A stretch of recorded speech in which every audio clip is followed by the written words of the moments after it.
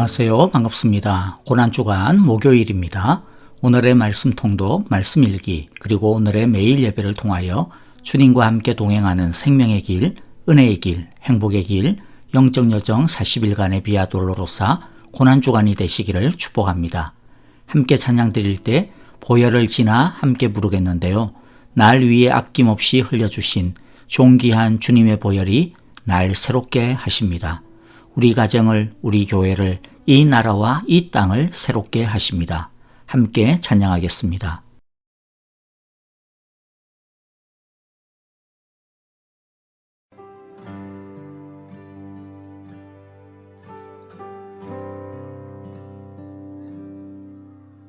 보혈을 지나 하나님 품으로 보혈을 지나 아버지 품으로 보혈을 지나 하나님 품으로 한 걸음씩 나아가 보혈을 지나 하나님 품으로 보혈을 지나 아버지 품으로 보혈을 지나 하나님 품으로 한 걸음씩 나아가네. 존귀한 주보혈이 존귀한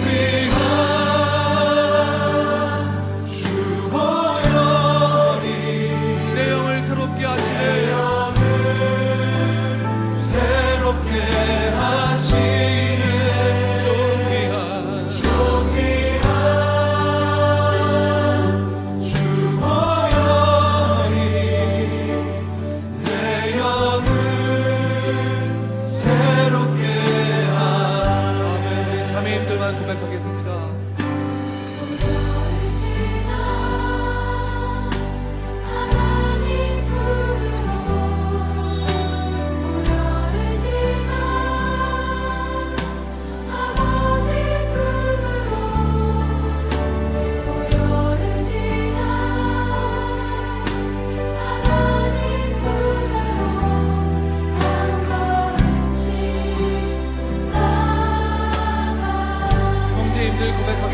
고백하겠습니다. 보혈을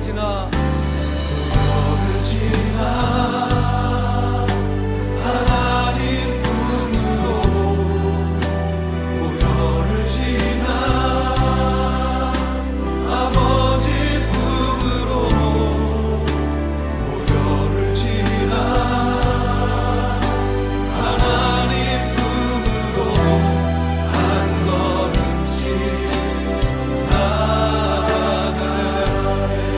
존귀한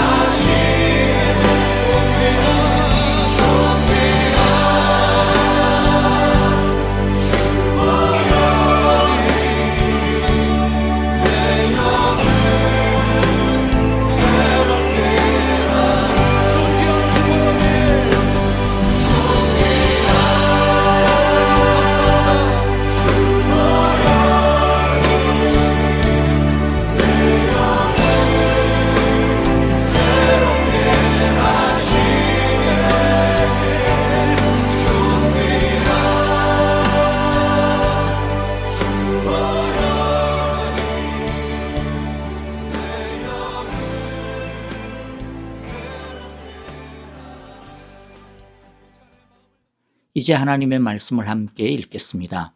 마태복음 27장 11절부터 26절입니다. 11절 제가 먼저 읽고요. 한 절씩 교독합니다. 예수께서 총독 앞에 서시니 총독이 예수께 물었다. 당신이 유대인의 왕이요.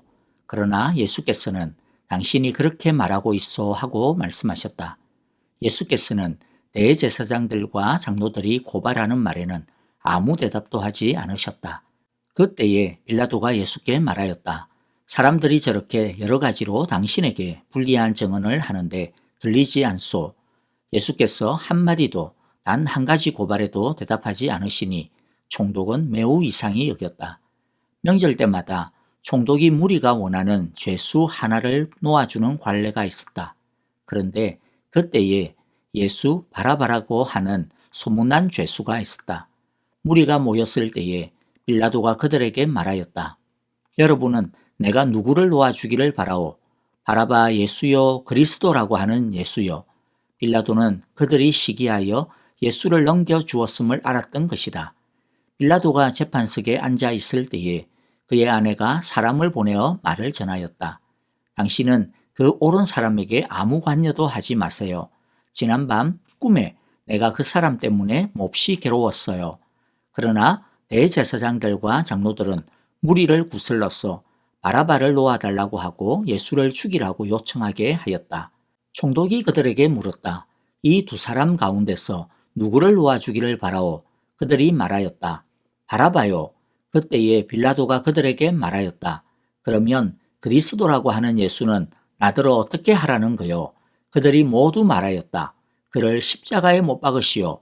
빌라도가 말하였다. 정말 이 사람이 무슨 나쁜 일을 하였소? 사람들이 더욱 큰 소리로 외쳤다. 십자가에 못 박으시오. 빌라도는 자기로서는 어찌할 도리가 없다는 것과 또 밀란이 일어나려고 하는 것을 보고 물을 가져다가 무리 앞에서 손을 씻고 말하였다. 나는 이 사람의 피에 대하여 책임이 없으니 여러분이 알아서 하시오. 그러자 온 백성이 대답하였다. 그 사람의 피를 우리와 우리 자손에게 돌리시오. 그래서 빌라도는 그들에게 바라바는 놓아주고 예수는 채찍질한 뒤에 십자가에 처형하라고 넘겨주었다. 아멘. 오늘의 말씀을 통해서 우리가 받아야 할 교훈을 마음에 간직하기를 원합니다. 예수를 죽이는 데 있어서 세 부류의 사람들이 중요한 역할을 하는 것을 보게 됩니다. 첫째는 빌라도입니다. 그는 무엇이 옳은지 알았지만 그러나 그는 옳은 것보다는 자신의 정치적인 입지와 이익을 선택했습니다. 빌라도는 예수님에게 묻습니다. 너가 정말로 유대인의 왕이냐? 이 죄목은 대제사장들이 예수님을 십자가 처형시키려고 예수님에게 갖다 붙인 죄목이었습니다. 예수님은 한 번도 자신을 유대인의 왕이라고 그것도 로마에 대항하여 독립을 도모하려는 그런 정치적인 유대인의 왕으로 말씀하신 적이나 또 그런 칭호를 좋아하신 적도 없습니다. 그리고 로마 총독이었던 빌라도도 예수님에 대해 유대인의 왕이라고 생각하고 있지 않았음이 분명합니다. 빌라도와 로마 당국은 3년 전부터 유대 민중 사이에서 번져가고 있었던 예수 현상에 대해 분명히 주목하고 자신들이 동원할 수 있는 모든 정보력을 총동원하여 예수님에 대해 예의주시하였을 것입니다.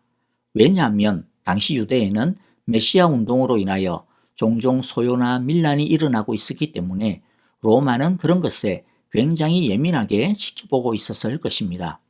그렇기 때문에 예수님이 진짜 자신을 유대인의 왕이라고 사람들을 선동하고 다녔다면 대제사장들이 고발하기 전에 먼저 예수님을 체포하였을 것입니다.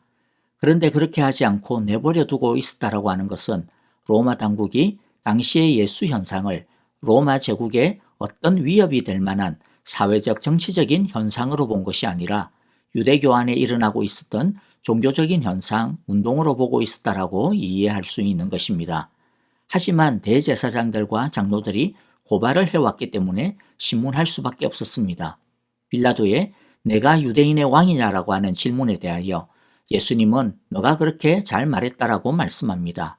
그런데 마태복음에서는 예수님과 빌라도와의 대화가 이 한마디로 끝나지만 요한복음에서는 예수님께서 왕과 하나님 나라에 대해 제법 대화를 빌라도와 이어가시는 것을 보게 됩니다. 대표적으로 요한복음 18장 36절 37절인데요. 당신이 유대인의 왕이냐라고 하는 빌라도의 질문에 대해 예수님은 이렇게 대답하십니다. 내 나라는 이 세상에 속한 것이 아니요. 나의 나라가 세상에 속한 것이라면 나의 부하들이 싸워서 나를 유대 사람들의 손에 넘어가지 않게 하였을 것이요. 그러나 사실로 내 나라는 이 세상에 속한 것이 아니요 라고 대답하였습니다. 거기에 대하여 빌라도는 그런 거 말고 너가 진짜 왕이냐 라고 다시 재차 묻습니다. 예수님께서는 그때 또 이렇게 말씀합니다. 당신이 말한 대로 나는 왕이요. 나는 진리를 정언하기 위하여 태어났으며 진리를 정언하기 위하여 세상에 왔소. 진리에 속한 사람은 누구나 내가 하는 말을 듣소. 자, 그런 다음에 빌라도가 한 번 더 묻습니다. 그러면 진리가 무엇이요?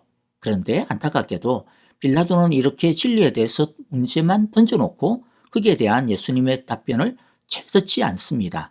빌라도는 더 이상 대화를 이어가지 않고 일어나서는 바로 유대인들에게 예수를 놓아줄까 바라바를 놓아줄까 하고 묻게 됩니다. 참 안타까운 장면입니다. 오늘 마태복음을 보더라도 빌라도는 예수님에 대해 이 사람은 뭔가 특이하다라고 하는 인상을 분명히 받고 있다는 것을 알 수 있습니다. 자기가 볼 때도 이 예수는 아무 죄가 없고 대제사장들과 장로들의 시기에 의하여 모함을 받고 있는 것이 뻔한데도 그런데 예수님은 그들의 불의와 고발과 모함에 대해 침묵을 지키는 것이 이해가 전혀 선뜻되지 않았던 것이죠. 참 특이하다고 느꼈던 것입니다. 그리고 자기의 아내마저도 꿈 이야기를 하면서 예수님은 옳은 사람이라고 칭하면고 예수님에게 아무 일도 하지 말라고까지 전해주었던 것, 그런 것들을 들었을 때 그가 정말 범상치 않음을 느꼈을 것입니다. 그래서 뭔가 진리에 대해 물어볼까 그렇게 했는데 그는 진리보다는 지금 당면한 이 재판, 귀찮은 이 재판, 그러나 자칫 잘못하면 지금 예루살렘에 수십만 수백만 명의 사람들이 모여있는 이때에 이 재판의 결과에 따라 엄청난 소요가 일어날 수도 있다라고 하는 이 문제를 어쨌든지 별 탈 없이 해결해야 한다라고 하는 이 조급함이 더 컸습니다. 그래서 그는 진리가 아니라 현실의 문제를 택합니다.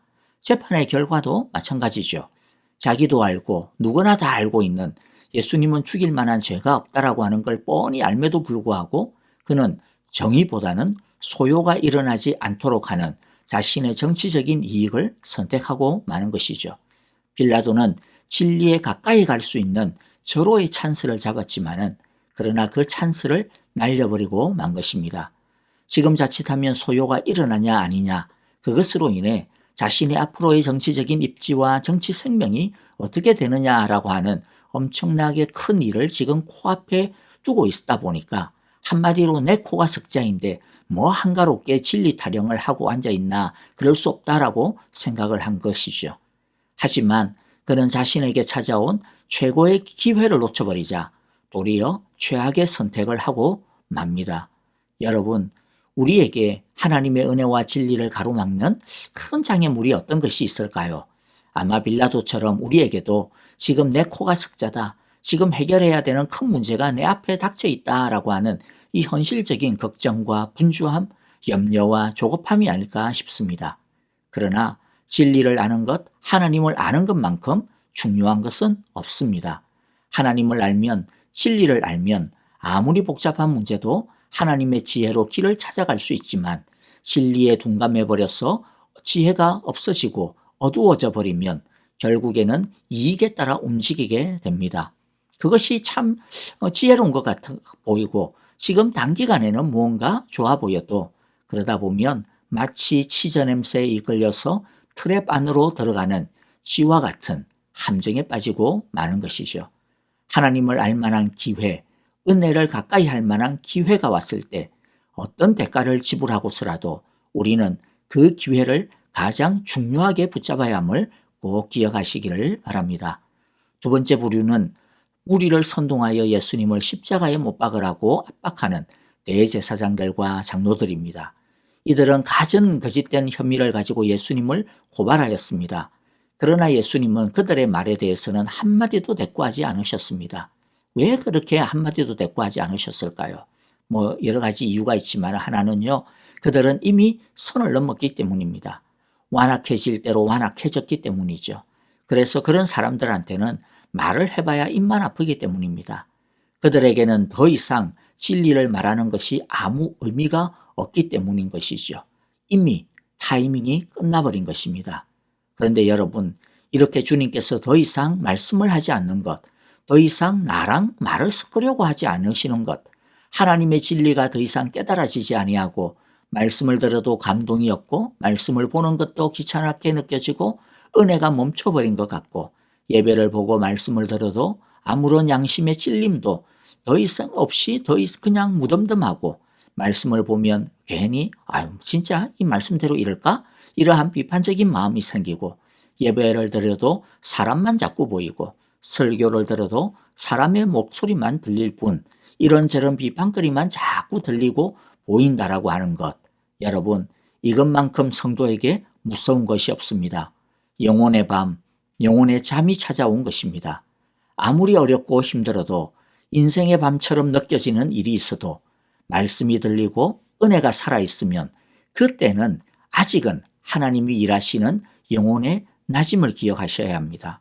하지만 반대로 아무리 삶이 잘 풀리고 형통한 것처럼 느껴져도 인생의 절정기요 낮처럼 느껴져도 하나님의 말씀이 끊어지고 은혜가 없으면 그때가 영적인 위기, 영혼의 밤임을 기억하셔야 합니다. 영혼의 밤을 막으려면 말씀이 들릴 때 제대로 반응해야 됩니다. 세 번째 부류는 무리들입니다. 무리들은 대제사장들과 장로들의 선동질에 속아 넘어가 나흘 전에 호산나라고 외쳤던 그들의 입으로 예수님을 십자가에 못 박아 죽이라고 예수님의 그 피를 우리들한테 돌리라고 고래고래 소리를 지릅니다. 여러분, 무지한 것은 변명이 될 수가 없습니다. 우리 성도들은 사람들의 시선과 의견에 휩쓸려 죄의 길을 선택하지 않도록 주의해야 합니다. 그럴 만한 영적인 지혜와 분별력, 영적인 용기를 우리는 갖추어야 할 것입니다. 말씀을 마무리하겠습니다. 예수님은 다른 말에는 다 침묵했지만 내가 유대인의 왕이냐라고 하는 자기 정체성을 묻는 질문에 대해서는 그게 죽음의 질문인 줄 알매도 불구하고 대제사장에게도 빌라도에게도 정확히 답변을 하였습니다. 이것을 통해 예수님은 우리가 이 세상에서 우리의 정체성, 그리스도인이라고 하는 예수님의 제자라고 하는 정체성을 숨기지 말고 빛처럼 드러내고 비추어야 할 것을 말씀해주고 계시는 것입니다. 익명의 크리스찬으로 이 세상 속에서 자신의 믿음을 숨기고 적당히 세상과 타협하고 이익만 취하려고 하는 자신을 숨기려고 하는 크리스찬에 대해서 주님은 말씀을 통해 이렇게 엄중히 경고하였습니다. 누가복음 12장 9절을 읽고 마치는데요. 그러나 사람들 앞에서 나를 부인하는 사람은 하나님의 천사들 앞에서 부인당할 것이다. 아멘. 이제 헌신의 찬양과 더불어 오늘의 말씀을 마음에 새기면서 헌신의 기도와 중보의 기도를 드리도록 하겠습니다. 감사할 것 감사하고 회개할 것 회개하며 헌신하고 결단할 것 헌신하고 결단합시다. 아프신 분들을 위해 기도해 주실 때 키모치료 받고 계시는 박정은 집사님을 위하여서 간절하게 기도해 주시기를 바랍니다. 잘 받고 이길 수 있도록 키모치료만으로도 완치될 수 있도록 성령의 은혜와 능력을 부어 주시옵소서라고 기도해 주시고요. 또 많이 편찮으신 박윤경 전도사님을 위하여서도 많은 기도를 부탁드립니다. 주께서 그 여종을 긍휼히 여기시사 세임 주시고 고쳐 주시옵소서라고 기도해 주시고 노창덕 권사님, 정계자 전도사님, 이두상 집사님과 김윤호 아기를 위해서도 계속 사랑의 기도를 부탁드립니다. 여러분, 오늘 하루도 주님의 보혈의 능력 안에 하나님의 사랑의 품 안에서 평안하시고 행복하시기를 기도하고 바랍니다. 안녕히 계십시오. 감사합니다. 월처럼 향의 피로 나의 삶의 문이 열렸네. 저 어둠의 권세는 힘이 없네. 주 보혈의 능력으로 원수가 날 정죄할 때에도 난 의롭게 설 수 있네. 난 더 이상 정죄함 없네. 난 주 보혈 안에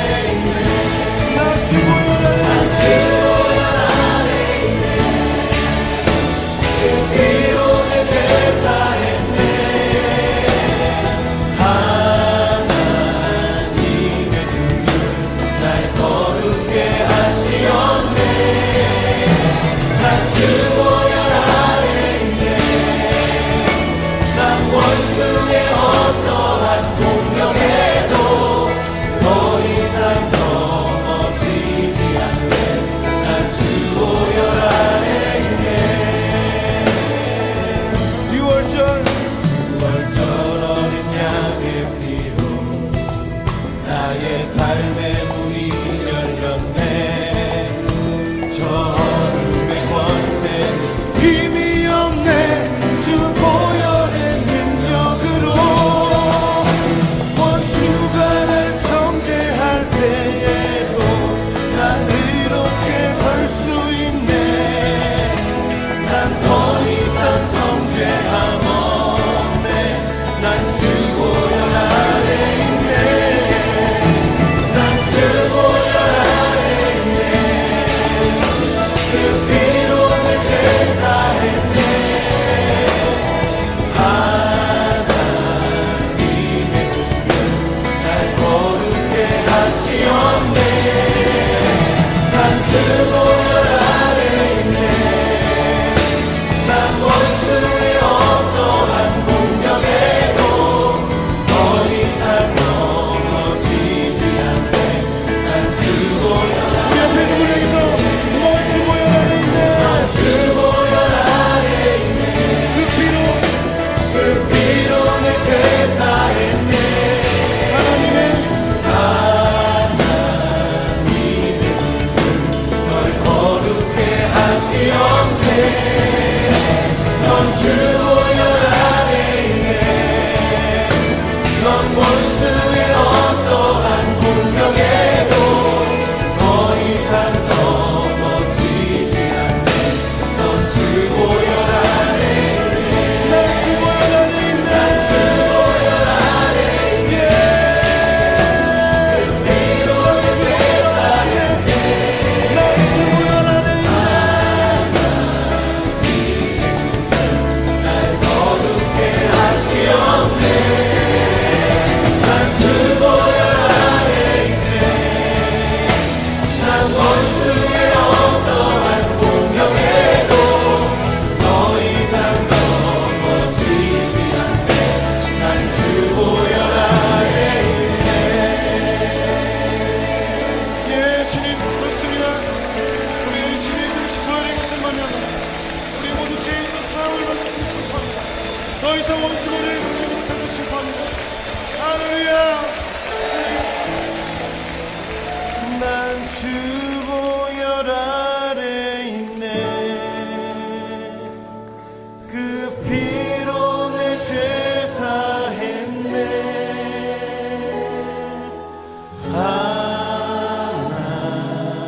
하나님의 긍휼 날 거룩게 하시옵네. 난 주 보혈 아래 있네. 난 원수의 어떠한 공격에도 더 이상 넘어지지 않네. 난 주 보혈 아래 있네. 더 이상 넘어지지 않네.